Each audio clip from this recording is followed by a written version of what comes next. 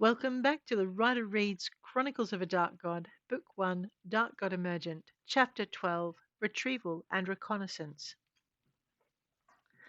Above them, over a city long asleep, the moon slid past its zenith. As Rama helped Broderick back to his mattress, 5 figures slipped through a stone gate hidden in a garden wall. Avoiding the moonlight, they kept to the shadows and blended swiftly with the dark. The gate closed noiselessly in their wake, but none of them looked back. They moved quickly across the street and down an alley, following Ghost as she led them into the noble's quarter. We'd be better off taking the tunnels, Mika had argued, only to go silent when Alessia pointed to Grumwell.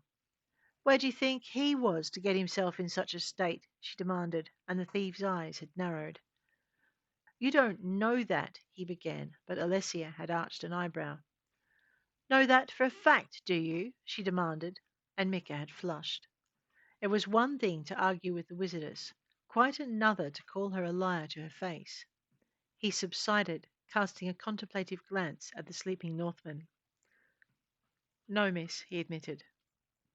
Alessia studied him until he shook his head. We'll go your way, to be sure. Giving him a brisk nod, Alessia had turned to Errol. And you? She demanded, her voice harsh. Any objections? Errol shook his head. No, ma'am. Street says you know what you're about, and that you take care of them as takes care of you. He met her eye. I'm good with that. Brianda waited for the wizardess to decide, relaxing when the woman didn't demand an answer from her. When Alessia had run one final gimlet glance over them and then signaled them to the door, she'd breathed a quiet sigh of relief and followed. She'd led them swiftly from her garden and had one of her apprentices close the gate behind them before gesturing for Ghost to take the lead. As quick as you can without us being observed, she'd instructed the child, and Ghost had nodded. Quickly now, the girl instructed, and quiet, as if they needed to be told. No one pointed that out to the child, and Brianda stifled a smile as they hurried into the dark. It took them around a half turn of the hourglass to reach the solid stone wall surrounding Joseph Hartender's garden. Mika trotted up to the wall's edge, tilting his head as he scanned it for a way to reach the top. In the end, he turned to Errol. You'll need to boost me, he said shortly, and Errol had nodded. No, Alessia said, her soft voice making them freeze. I'll teleport you in. Mika gave her a disbelieving look. Why? It'll be simple enough to climb over, and you won't tap your reserves for whatever's waiting inside. Sophriel reveals all, the wizardess replied, curling her hand in a short sweeping motion.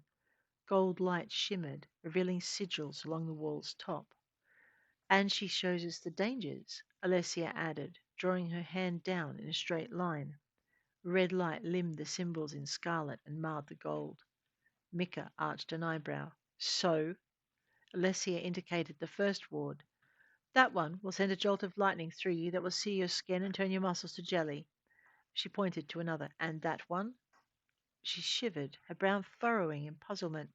Why would a nobleman have one of these? Your point? Mika demanded. Well, that one will melt whatever part of you is touching the wall, but it will set off the lightning to immobilize you as well. And that one will freeze your mind, and it's linked to an alarm that will bring the house guards to your location. She shrugged. It makes sense they'd want to capture and question anyone trying to infiltrate their private grounds. Mika paled. When you say melt, he began, and Alessia turned to him.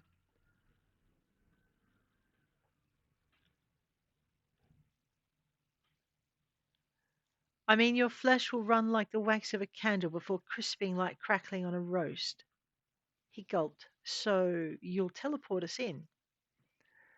Alessia nodded. I knew he had some defenses, she told the man. Her frown grew deeper. But I didn't know they were of this caliber until I saw them. Tell us what you need, he said, and she gestured them back into the shadows. I'll take the new girl and Ghost first, the wizardess surprised Brianda by saying. Once they're in, they can wait in cover while I bring the rest of you. Brianda swallowed hard. She didn't tell the wizardess that magic transportation usually left her queasy, and Alessia didn't ask.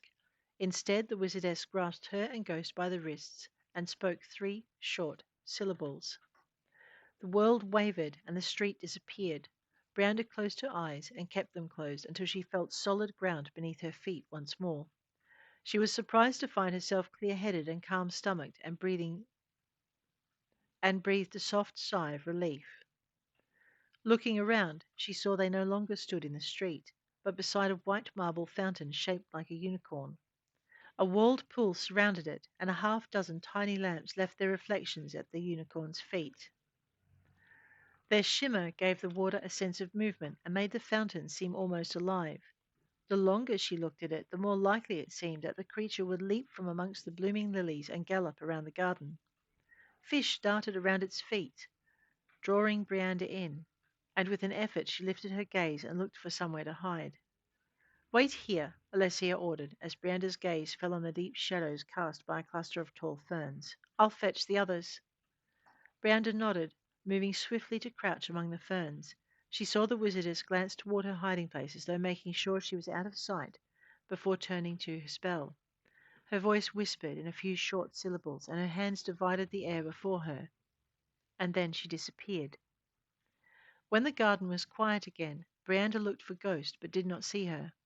Taking a long breath in, Brianda settled down to wait. The ground beneath her was soft and dry, and the scent of the crushed leaves reminded her of the bracken beds she and her master had made on their journey to Toromar and its capital Deverath. The memory brought a lump to her throat, because it was swiftly followed by that of her master's death. Dying when she found him, he'd taken the time to comfort her before sending her away and buying her the time to escape. He hadn't blamed her for his demise. He'd been kind in his own way, and that kindness. Branda pushed the thought away. Now was not the time to grieve, and she didn't know when she'd be safe enough for memory. Pushing the bare whisper of her master's last words back to the shadows, she focused on the place from which she'd seen Alessia vanish. It remained empty for a few heartbeats longer, and then the air shimmered, the syllables of the wizardess's spell easing through the garden. Micah and Errol appeared with her, and Brianda noted the discomfort on the two thieves' faces. Both looked unnerved, and Brianda guessed this was their first time working so closely with a mage. She moved to the edge of the ferns, her sudden appearance making them reach for their weapons. We'll go through there, Alessia said, ignoring the two men as they sank shakily to their haunches. Brianda lifted her head to follow the direction of her finger and saw a solid wooden door tucked in the stonework of the mansion. A large window was set alongside it, crisscrossed with ironwork that was more functional than it appeared. You sure? Micah asked, warily, eyeing the window and door. Alessia gave him a curious look. Who would guard entrances to a private garden already kept safe by warded walls and guards? She asked. Rich men like the Duke, Micah pointed out. They're perpetually paranoid. Who knows what lengths they'll go to? They say the Duke knows a little magic, Errol pointed out softly, moving to the edge of the path and into the shadows. Maybe he has more subtle means of protecting his gardens. Brianda found herself nodding in agreement, but Alessia gave them an impatient look. While I appreciate your caution, she told them, we don't have time for nerves. Come. And so saying, she strode quickly toward the door. Could you at least check for wards? Micah whined, and her lip curled with impatience. Sophriel reveals all, she murmured, flicking her fingers toward her goal. Brianda followed the motion and glanced again at the entry. No gold gleamed on their surfaces. No spell reached out to attack the wizardess or halt her approach. It didn't make sense.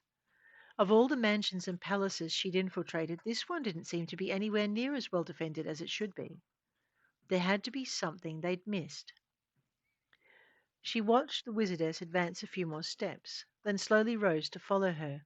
Micah and Errol did the same, and Brianda was sure she caught a flicker of movement that might have been Ghost.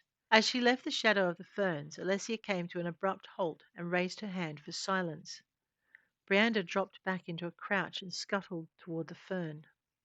Alessia's hands swirled softly, the wizardess's chant a whisper on the breeze. Breeze? Brianda thought, registering the soft movement of air. She didn't remember there being a breeze on the evening street. Was this what Errol had meant when he'd said more subtle means? The breeze picked up strength, ruffling leaves as it passed. It picked up small stones and flicked pieces of gravel from the path, not coming from outside the garden, but from within. Brianda looked toward its source.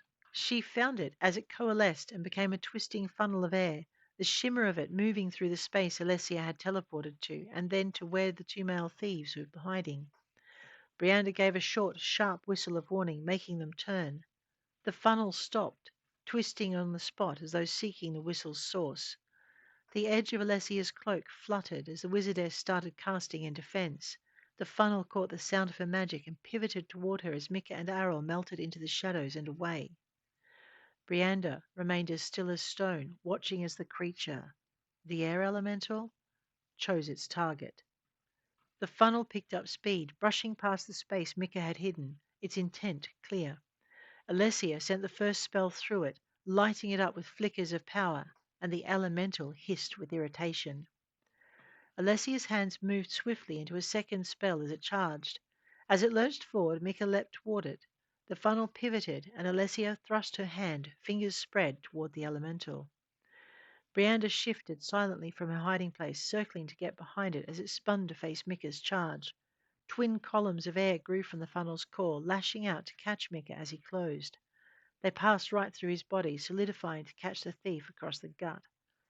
Mika folded with a groan, and the air elemental punched him into one of the rose bushes lining the path. Alessia's next spell slammed into it as it spun after the man. The creature drew back with a windy shriek of outraged pain, turning away from its intended target to flee. It spun toward Brianda, forcing her to leap from the path to avoid being run down. It struck out at her as it passed, but it didn't connect. Alessia raised her hands again, her voice rising in a second chant. The airy funnel twisted on the spot, reversing into a sudden charge. It kicked up a small storm of gravel as it passed, but Brianda didn't let the sharp sting of the tiny flying shards stop her. She slipped out of the ferns and followed it. Across the path, Mika struggled to free himself from the roses, while of Arrol and Ghost there was no sign. Brianda didn't have time to wonder where they were. She was too intent on trying to protect the wizardess. The elemental had raised its arms and was about to strike the caster by the time Brianda was able to reach it. She swung her sword in a short, sharp arc, bringing the blade through its center, and with a hiss of annoyance the funnel spun to face her. Brianda sidestepped its first clumsy blow and ducked under the second. She swept out with her blade as she did, hearing a second angry hiss. Drawing the blade back, she thrust it forward into the center of the creature. This time it quivered at the touch of her blade. Encouraged, Brianda pivoted around the elemental and lashed out again. Behind her, she heard a shout, accompanied by scrabbling at the wall. She ignored it in order to focus on bringing her next strike up through the elemental at a diagonal. This time, the creature's arms dissipated into harmless brushes of air as it tried to retaliate. A second shout came from behind her, and someone seized her arm, yanking her to one side. Something whirred through the space she'd been occupying, ripping through the elemental to thud into the tree behind it. The airy being gave one final shriek and disappeared, and the garden air became still once more. The grip on Brianda's arm remained. Come on, Mika urged, dragging her toward the now open door into the house. Halt! The shout came from the top of the wall. Halt, or I fire! Mika swore and jerked Brianda to one side. Persistent son of a bitch, Mika complained, towing her into the shelter of what looked like a personal library. Brianda looked for Alessia, Ghost, or Arrol, but didn't see them. Hoping they'd made it safely inside, she pulled free of Mika's grip and leapt to one side of the door. Another arrow sang horrifyingly close to her ear, driving itself into the end of a bookshelf with a vicious hum. Doubling back to the door, Brianda grabbed its edge and slammed it closed. Mika stopped and looked back. That was close, he stated, and Brianda nodded. I owe you. He shook his head in vehement denial. Boss would have had my hide if I'd let you get killed on your first day out, no matter how badly you deserved it for facing off with an elemental on your own. Like I had a choice, she snapped, inspecting the door for some way to lock it. There was a keyhole, but no key, and no bolt to help secure it either. Its main protections had been the walls, the guards, and the elemental in the garden. Noting the gap beneath it, Brianda looked around. What? Mika demanded. We're going to need something to wedge it closed, she said, hearing footsteps on the path outside. And we need it now.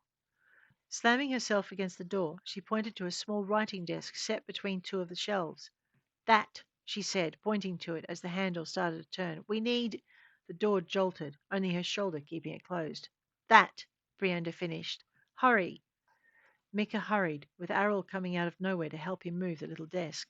Together, the two thieves jammed the desk against the door, and Errol shifted a large pot plant to help keep it in place. Seeing they had it under control, Brianda ran to one of the nearby shelves. Eyeing the gap beneath the door, she ran her fingers along the spines of the volumes on the shelf before pulling four that looked about the right thickness.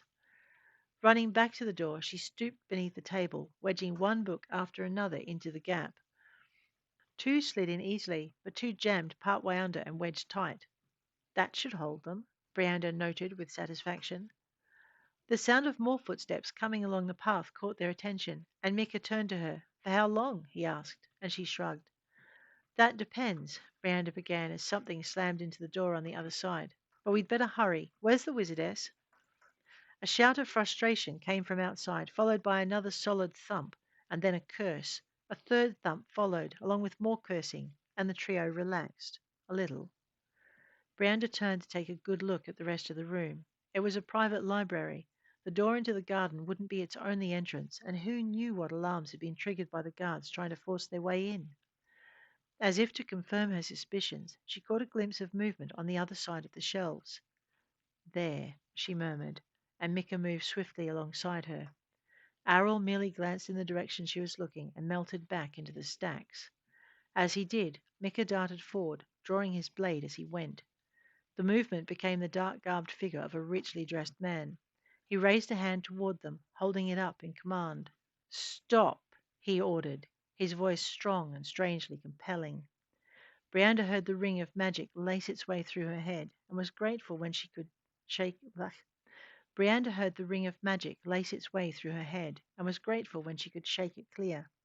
Dropping her gaze to the floor also helped in breaking the compulsion, but it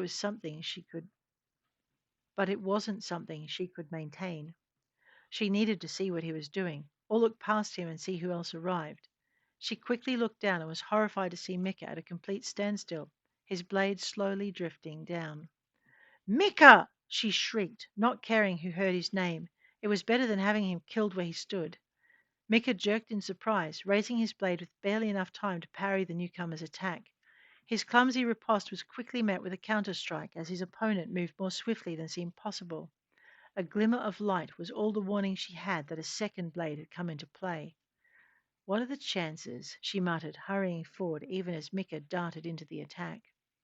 His darkened blade was barely visible in the banked light of a fire standing in the hearth along one wall. The newcomer's blades had no such subtlety. They gleamed steel bright, whispering in a complicated countermove. Brianda counted 2 strikes and heard cloth tear. Mika hissed in pain. She waited for him to fall back so she could come around one side and then shifted slowly to take advantage of the opening. As she did, she caught sight of more movement, this time in the direction in which she was sure Errol had disappeared. Careful not to leave herself exposed to attack from their opponent, Brianda pivoted, letting out a short gasp of relief when she saw Alessia moving out from the shelves to the open space in front of the door. Errol and Ghost moved in the shadows behind the wizardess, dividing their attention between the door, the window, and the battle Mika was engaged in. Before Brianda turned back to the fight, she saw the wizardess's lips move, but heard no sound. Another spell, she thought, noticing the fight had moved around the shelves and into the space in front of the fire. Realizing Mika might not have seen the wizardess's return, Brianda moved after him. She maneuvered around one of the overstuffed armchairs set before the fire, hoping to draw the thief's attention. As she did, she noticed the crimson tinge to the silvered light reflected from his blade, and found her eyes snared by the pattern being woven in the air before him. Mika fought more warily, having lost the brashness of his first attack. His sword became a striking shadow against the silver shimmer before him.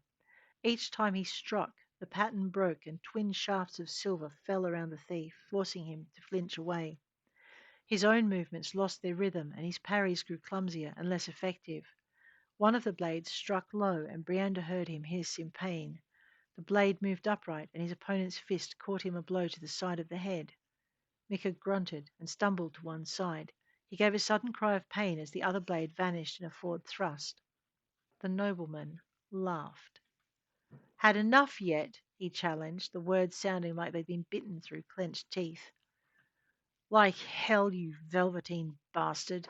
Mika managed in painful tones. Original, the other retorted, making it sound the exact opposite. He stepped back, slashing out twice more, and Brianda winced as Mika parried the first strike, but the second slid across the top of his arm. His blade dipped, and he wrapped a hand around the injured arm's shoulder. Why don't you try for something better? The nobleman suggested. Silk is much nicer than velveteen. Pompous prick, Mecca rasped, barely stumbling back in time to avoid his next strike. A soft breeze ruffled Brianda's hair as she leapt forward to dash the nobleman's next strike to one side. Fall back to me, Alessia ordered. I have what I came for. Fall back. Brianda risked a glance at Micah as the rogue tried for another thrust. This time both his opponent's blades whipped forward. One raked across the man's stomach. The other took the sword from his hand. A booted foot followed as Micah doubled over the first cut. It caught the rogue in the chest and pushed him back. Brianda saw the man stumble against a small side table before he caught himself on the back of one of the armchairs. The nobleman gave her no more time than that. Having disarmed one threat, his blades began to weave their magic once more, and this time he pivoted to face her. Firelight glinted from his weapons, the blood marring their length, doing little to diminish the pattern. As she moved to interpose herself between her injured colleague and the nobleman, Brianda felt the weave catching her eye. The pattern was more powerful this close, drawing the eye and mesmerizing the brain. She wondered how Micah had held against it for so long, and then if she could hope to do the same. Shaking her head to clear it, she darted forward, snaking her blade into an attack. The pattern parted, but lost none of its hypnotic grace as steel glided across her arm. She'd barely registered the injury before the blades had resumed their former rhythm, and then the sting made itself felt. It was accompanied by a burning sensation. Poison, she thought, glancing down at the wound and earning a second cut across the bicep for her inattention. The initial burn turned cold as she parried his next attack, moving to block Micah as the man started to move back into the fight. Go, she urged. They're waiting. Micah stumbled, but shook his head, his blade wavering as if he was seeing more than one opponent. His words slurred as he answered her. "O- Only if you follow, he gasped. Else I'll have to keep you company. He wavered again, only Brianda's hasty push keeping him on his feet. It was also strong enough to make him stumble back several paces. Go! Brianda shouted. She's honor bound. She fell silent as she parried another strike and avoided a third, timing her step back with an elbow to Murky's chest that forced him to stagger back another 3 or 4 paces. It gave her enough room to block his return to the fray. Go! But, he protested. Get moving, Brianda ordered, trying to keep the pain from her voice. She didn't dare look at the rogue, couldn't afford to take her eyes from her opponent. If I try, none of us will make it. As if to add weight to her words, the door to the garden shook under the force of something greater than fists, and booted footsteps raced through the house. Micah opened his mouth to argue, but Errol grabbed hold of him before he could. He seized his fellow guildsman by the shirt and belt and dragged him back to the wizardess. From the sound of the scuffle behind her, Micah didn't go easily. That didn't matter, though. What mattered was the deadly pattern of silver and scarlet being drawn through the air in front of her. Behind her, Alessia's voice rose in volume, her chant reaching a crescendo that culminated in a crack of magic that made her spine tingle. You wizard-mongering whoreson, the swordsman spat as she half turned her head. You're not getting away that easily. Cloth tore as Brianda jerked her attention back to the fight. She snapped her dagger out in a reflexive arc that diverted the second blade as the first sliced through her tunic and across her ribs. I'm a girl's shit for brains, she managed on a gasp of pain. It was definitely not her most original comeback, but it was the best she could do. Cold fire followed the heat of the cut, and the nobleman laughed. Girl, boy, whatever, you'll die just as easily as the rest. They're gone, Brianda managed, beyond your reach. Steel flashed in reply, and she stumbled back, weaving around an armchair to put its overstuffed mass between her and the nobleman's attack. Taking advantage of the brief respite, she dove around the edge of the nearest bookcase and ran for the end. A wordless bellow followed, and she spun, lashing out at the books with her offhand and using her dagger to sweep them to the floor. Footsteps raced into the room on the other side of the bookcase as the swordsman followed. At the same time, Brianda heard the sound of splintering wood and then the clatter of the small desk being kicked clear of the doorway as the guards broke through from the garden. "Whore sons, cursed asses!" the nobleman shouted. "That is coming out of your wages." Muttered curses followed, and the surge of movement died behind him, the guards moving carefully into the room before spreading out to search for the others. Brianda could have saved them the trouble, but didn't bother. They'd learn the truth soon enough. She backed up 2 paces and turned to run, hoping to slip past the end of the bookcase and behind the guards coming round the other side. To her horror, the aisle ended in a blank wall. 2 strides into a sprint, and she dropped to a dead halt. Pivoting to face the swordsman, she found him waiting. His first thrust pierced her forearm, causing her grip to convulse around the hilt in her palm. The second stopped just short of opening her throat. "Drop the blade," he commanded, as white heat swept up her arm, followed by a glacial cold. Brianda stared at him, not sure if she still held her sword or not. She watched his guards close in around him and swallowed convulsively. Now the fight was over, she began to tremble. "Drop," the nobleman began, but one of the guards stepped forward and took her blade from her hand, dangling it to one side where he could see it. With a savage grunt of frustration, the nobleman yanked his blade from her arm, removing the other from against her throat. Pain ripped through her, and Brianda dropped, lost to the dark before she hit the floor. Breathing fast from the exertion of the fight, Duke Joseph Hartender watched the young woman fall. He'd meant what he'd said when he told her she'd die as easily as the rest. He just hadn't said when, or how long it would take. The latter would depend on how long it took to get the answers he needed. Giving himself a moment to catch his breath, he sheathed his blades, then turned to his men. "Take her below," he ordered, "and make sure she's unarmed." "Was that unharmed, Your Grace?" his chief guard asked. Joseph heard the amusement in the man's words and quietly berated himself for the damage he'd done. Shrugging, he looked down at the girl. "Unharmed and unarmed," he reiterated, nudging the crumpled form with the toe of his boot. "Bind her injuries and pour some of this down her throat and into her wounds. I want her ready to start singing when I get back tomorrow afternoon." "Singing?" the man asked, and Joseph swore if Cale started laughing he'd kill the man himself, and his years of faithful service would mean nothing. He handed the veteran 4 vials from his belt pouch. "I don't want her dying before I find out who sent her." Cale took the proffered vials and set about straightening the small figure on the floor. She was slightly built, the fine cast of her face and slightly pointed tips of her ears marking her elven heritage, while the copper tinge to her skin and her thick dark hair linked her to the plains folk. She didn't stir as Cale set to work cleaning her injuries and dousing them with the antidote to the poison coating the Duke's blades. Joseph watched her throughout, nodding when the man pulled a needle and thread from the healer's kit he carried at his belt. It was an old soldier's habit, and one he had no intention of breaking the man of. Cale was his man, after all, and that meant the kit he carried would be used to his advantage if needed. He watched as the man stitched the long gash in the girl's side, and then did his best to close the wound in her arm. Good luck using that in a hurry, he thought, smiling vindictively. Maybe it would teach her not to play with such sharp objects, or to take up arms against her betters. Somehow he doubted it. A girl from the plains, and one with the kind of skill she'd shown tonight. She wasn't going to be the usual run-of-the-mill thief. Who had sent her, and for what purpose?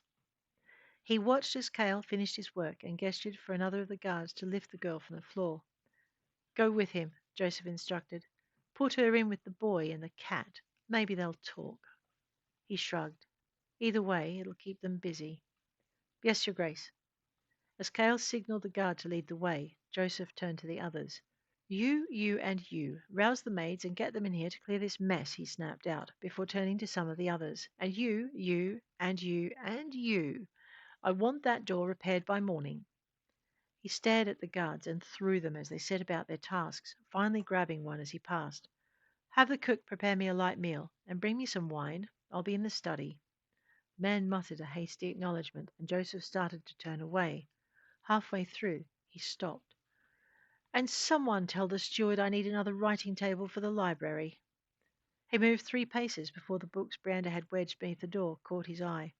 "And get those titles to the scrivener. I want fresh copies made before they go to the book stitcher for repairs, and I want to be able to read them inside a week." This time he did not stop as he strode into the room adjoining the library, his study. There a quick search confirmed his worst fears come true. The Kriya Krole parchment was gone. Dropping into his seat, he stared at the curtains covering the view into the garden and drummed his fingers on the desktop. His mind raced like lightning, trying to salvage something of his plans.